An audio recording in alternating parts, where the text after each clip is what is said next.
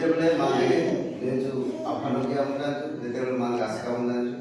ପ୍ରଭୁ ନିଶ୍ଚିତ ଭାବରେ ମେସରୁ ପ୍ରଭୁ ଚିନ୍ତା ମାନେ ପ୍ରଭୁ ନିଶ୍ଚିତ ଭାବରେ ମାନେ ଆଶୀର୍ବାଦ ଦିଆଯାଏ ନିଶ୍ଚିତ ଭାବରେ ମାନେ ଶାନ୍ତି ଦିଆଯାଏ କୌଣସି ସୁବିଧା ସିରିଆରେ ବାଦ 5 ମିନିଟ୍ ନଟା ବାକ୍ୟ ଆଜି ପଢ଼ିଆ ନା ସେ ଏଗାଦି ପ୍ରାର୍ଥନା ଦିନ ସେ ମାନେ ସବୁ ଦିନ ସମସ୍ତ ଦିନ ତାହା ଯେପରି କର 2 ଅଧ୍ୟାୟ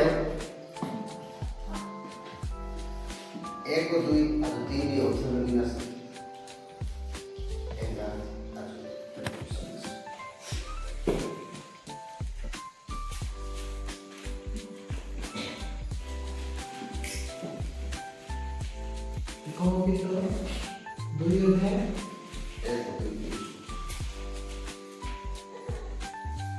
ଅତଏବ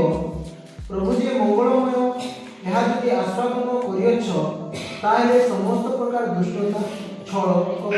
ଈର୍ଷା ଓ ପରନିନ୍ଦା ପରିତ୍ୟାଗ କରି ନବଜାତ ଶିଶୁତୁଲ୍ୟ ପାରମାର୍ଥିକ ଅମିଶ୍ରିତ ଦୁଗ୍ଧ ପାନ କରିବାକୁ ଇଚ୍ଛା କର ଯେପରି ତଦ୍ୱାରା ପରିତ୍ରାଣାର୍ଥେ ବୃଦ୍ଧି ପାଇପାର। ପ୍ରଭୁଙ୍କ ପଦ ସ୍ତୁତି କରିଲେ ପ୍ରଭୁ ମହାନ ପ୍ରଭୁ ସର୍ବଶକ୍ତିମାନ ଆଜି ପ୍ରତ୍ୟେକ ପ୍ରଭୁ ଯୀଶୁ ଖ୍ରୀଷ୍ଟଙ୍କ ବିଷୟରେ ଆଜି ପୂଜାମାନେ ପ୍ରତ୍ୟେକ ଯୀଶୁ ଖ୍ରୀଷ୍ଟଙ୍କ ସମସ୍ତ ଆଶ୍ଚର୍ଯ୍ୟ କାବାଡ଼ିରେ ପ୍ରତ୍ୟେକ ଲୋକଙ୍କ ଜୀବନରେ ଆଜି ଆମେ ମଙ୍ଗଳ ବିଷୟରେ ମଧ୍ୟ ଆଜି ଆଶାଦାନ ବା ଗ୍ରହଣ ଜ୍ଞାନ ଆସିବ ଏହାରିକ ଭିତର ମାନେ ଯଦି ପ୍ରଭୁ ଯେ ମଙ୍ଗଳମୟ ଏହା ଯଦି ଆଶାଦାନ ଜ୍ଞାନରେ ତାହେଲେ ସମସ୍ତ ରହିଥିଲି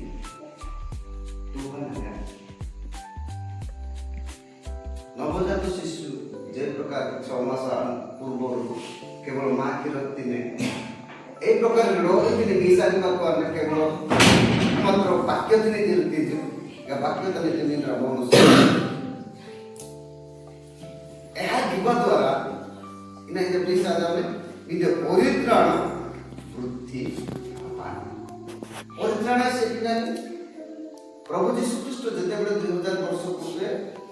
ପୃଥିବୀ ପୃଷ୍ଠତା ମହାଜନସେ ଲୋକଟି ନାଗିଆ ବସନ୍ତି ପାପରୁ ପରିତ୍ରାଣ କରିବାର ମଙ୍ଗଳରେ ନାଦ ବସନ୍ତି ଜନ୍ମଗ୍ରହଣ ଜ୍ଞାନ ଯଦି ଆଜି ମାଟି ପୁସ୍ତକ ତାର 1:21 ପଦ ଯଦି କାରଣ ପାପର ବେତନ ନାଲି ମୃତ୍ୟୁ ଏକ ପ୍ରଭୁ ବା ପାପର କା ପରିତ୍ରାଣ କିମ୍ବା ସେ ପରମେଶ୍ୱର ଏ ପୃଥିବୀ ପୃଷ୍ଠତା ମହାଜନସେ ইনা জীবন দ্বারা এটা পরিত্রাণ রোগ বৃদ্ধি আনি সে কাটি সমস্ত রোগ কিন্তু গানা বাক্যতা নেই বাক্যতা নেই পাই সমর্পণ কিনে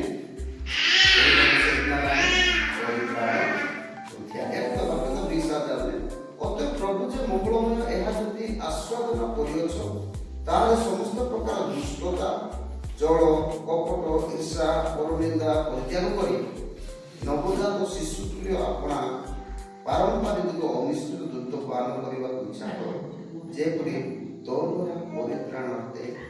ବୃଦ୍ଧି ହେବ ପ୍ରଭୁ ଯୀଶୁ ଖ୍ରୀଷ୍ଟ ପାପରୁ ପରିତ୍ରାଣ ଦିବସରେ ଜଗତ କୃଷ୍ଣ ଏହା ପାପର ବେତନ ସାବ ଏକା ଉଦ୍ଧାର କିମ୍ବା ପ୍ରଭୁ ଯୀଶୁ ଖ୍ରୀଷ୍ଟ ଯଦି ନାଇଁ ଯିବ ତାହେଲେ